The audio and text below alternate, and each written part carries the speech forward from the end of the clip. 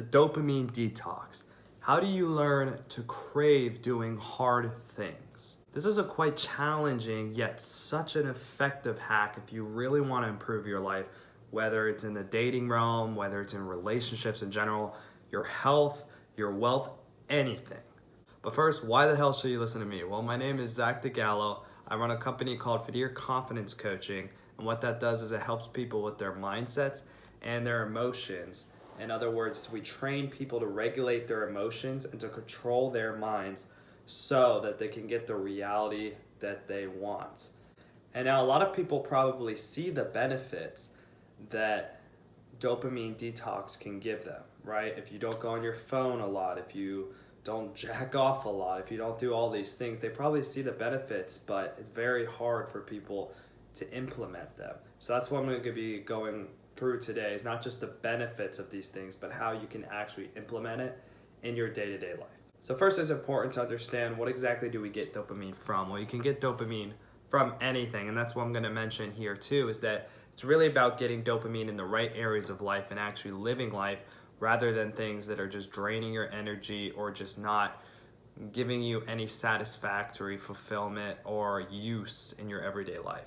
So something that wouldn't give you a lot of use is perhaps using your phone a lot, right, for social media. It's like I said, jacking off, watching porn, doing all this stuff, being on TV, watching TV too much when you shouldn't be. All of these sorts of things play into unhealthy dopamine habits. So let's get into this first one here. Don't jack off.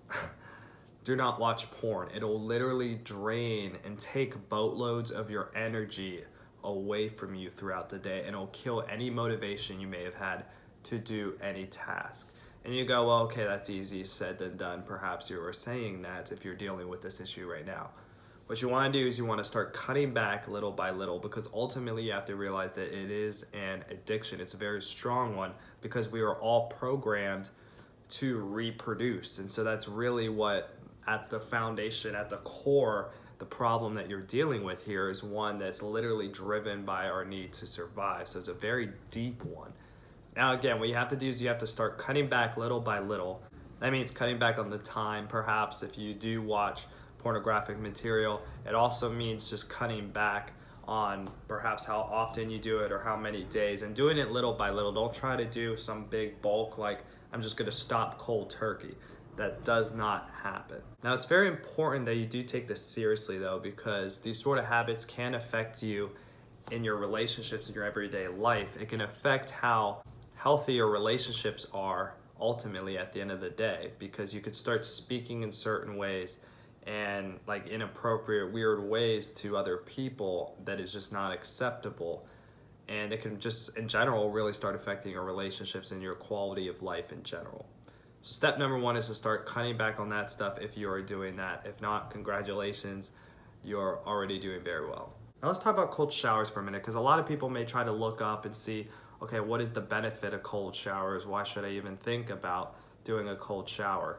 Well, here's the thing about cold showers. Not only are they a dopamine detox hack on steroids, but they also boost your mood, your alertness, your motivation, your passion, and really everything in your life.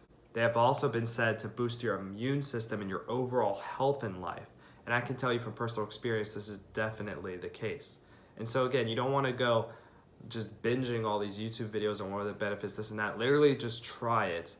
And I'm telling you, within the first couple of times, you're going to see results and you're going to feel a lot better, more motivated. And at first it's going to be tough. You're probably going to start cussing as you get in. That's how I was when I first started doing it, right? But the point and the way you do this correctly is you want to practice relaxing within it. Because if you can not just take a cold shower, but relax in it, that's where the real benefits will start to come into play for your life, especially with confidence.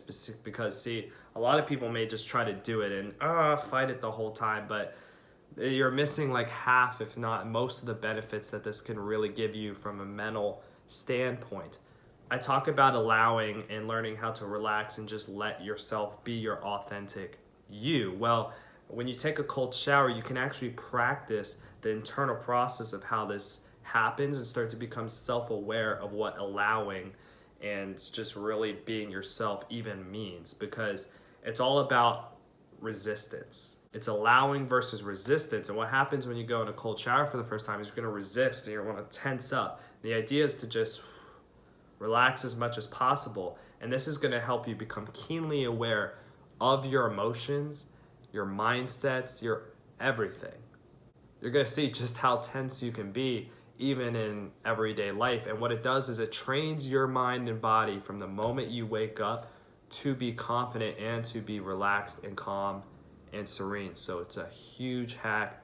Definitely just try it. Just stop procrastinating, looking at all the YouTube videos. Just try it. Now you also need to avoid things that are like thrill-seeking activities, whatever you may consider that, because what ultimately these activities do is it gives you instant gratification, and instant gratification is the ultimate killer. It's the ultimate motivation killer, confidence killer, mindset killer, any of that. You don't want to seek instant gratification, and you want to have as much delayed gratification at all cost.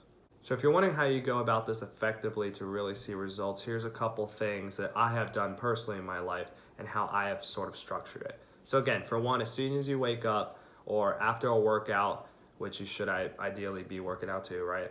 You take a shower, you take the cold shower in the morning to really wake up and, like I said, get you in the right mindset for the day.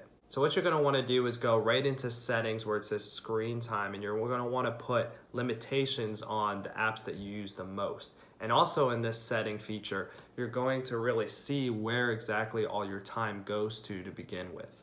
And like I said, on the apps that you spend the most time with, you really want to set limitations on those. And I suggest like really short limitations, like even 30 minutes, maybe even 20, 10 minutes. Especially if it's like a social media app like TikTok or Facebook or Twitter, whatever it is, definitely set it for only 10 minutes. And the idea is once it gives you the alert that, hey, it's been 10 minutes, do you want to keep going or stop? You just stop and you don't allow it to let you in, basically, because you could technically bypass it, but again, you want to make sure you're keeping up with this. So when I say 2 hours on phone, I'm really talking about TV too, like no electronics. So that means the 2 hours doesn't just include your phone, even though that's the setting you're putting on your phone. This means you don't want to watch TV or anything, play video games, anything like that. And what you're gonna find is that ultimately, in order to really reach this goal, you're just gonna wanna not pick up your phone or not look at your phone, if possible, throughout the entire day. Because even though it may seem like you're glancing at your phone for 2 seconds, you'll be surprised how your phone will then say, oh, you've been on your phone for like 30 minutes today. Because again, remember that it counts every time your screen turns on because you glance at it or whatnot, it counts those times. So again, if you want to really take this seriously, put a 2 hour minimum on how much you're using electronics, how much you're willing to use and allow yourself to use those electronics. So again, what you want to do next is once you completely detox yourself of the dopamine, the idea is not to use dopamine. I mean, that's just kind of impossible. The idea is to use the dopamine towards the activities that are going to suit you in your life and make your life better. So that would be directing that dopamine response that you normally get from looking at a phone, right? Like that excitement, that thrill, instead to like conversating with your friends or meeting new people or starting that side hustle, doing your business, working more on your business, whatever it is, towards your goals, whatever your goals are. It's about the mentality you're gonna want really is to take that dopamine transfer and that gratification that you get from the social media and place it onto things that are actually going to make your life better and drive you towards your goals. Again, this results in having natural passion too towards life and natural interest in life as well, which will correlate and switch over to having more interest in people, therefore more curiosity in people, and then your conversations will start flowing a lot more naturally. So then you're probably saying in general, okay, well, if I'm besides talking to friends, what else am I going to do while I'm not being on my phone? First of all, unless you were born out of the womb with a phone in your hand, like some kids are nowadays, you probably understand what it was like or remember a little bit what it was like to be a child and to not have any electronics to rely on. So if you're asking, what do I do now? Think about what childhood you would have done, because childhood you would have joked and laughed at your current self asking that question. Basically, I'm not saying you have to go play with toys or anything, but As a child, we are much more creative.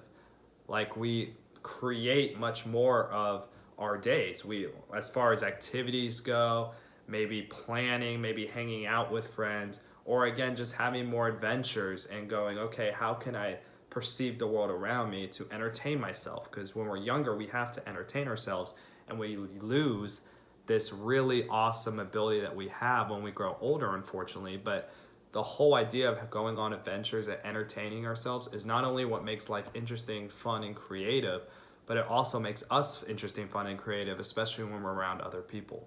Also, a really quick note here, if you are really serious about improving your life and going on the self-improvement journey, you need to be liking and subscribing to videos and channels just like this, because when you don't and you like instead videos that do not serve you and serve your life, just, whatever videos you're watching, that stuff shows up on your feed, and then the more you watch those things, the more that's the kind of person you're going to be gravitating towards. So if you really want to take this seriously, you have to be liking and following channels like this so they show up on your feed, and you're retraining YouTube to show you different things that are going to pertain to your goals. Because it's like friends, whatever, and I'm sure you've heard about it, whatever you're consuming content-wise, and as far as the people you're hanging out with, is who you're ultimately going to become. So by just simply, again, subscribing and liking things like this, you're going to be going on the right direction and path towards your goals. Now, back to what to do if you're not engaging in these normal dopamine activities. Well, although it's going to be uncomfortable and weird, you're going to experience some discomfort at first, just simply sitting there and being present in your environment is a beautiful thing, and it's an awesome thing that you can definitely take part in. Like I said, if you're not used to really giving this dopamine detox and you're just constantly needing instant gratification, instant dopamine spikes, instant fillers, it's going to be hard at first.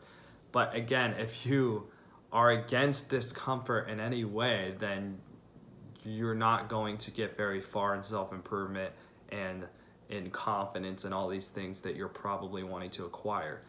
So again, you're going to need to start at least little by little getting more used to being uncomfortable.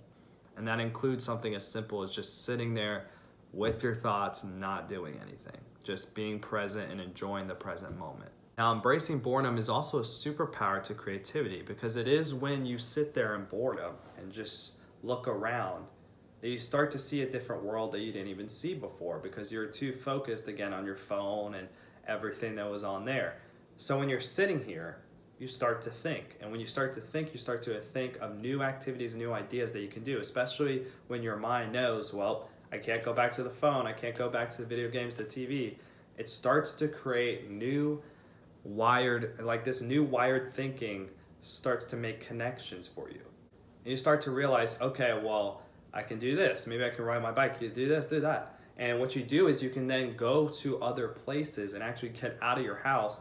And when you do that, you'll have more experiences and new experiences. Because if you get out of your house, then all of a sudden you're talking to someone random, right? And one thing could lead to the other. Maybe you meet somebody, whether it's like a date or just a friend in general, and then all of a sudden you notice that you have a good vibe about you, especially because you've been keeping up with this thing and watching my videos for other context. And all of a sudden you're making a new friend and they're asking for your number because they just really like your vibe.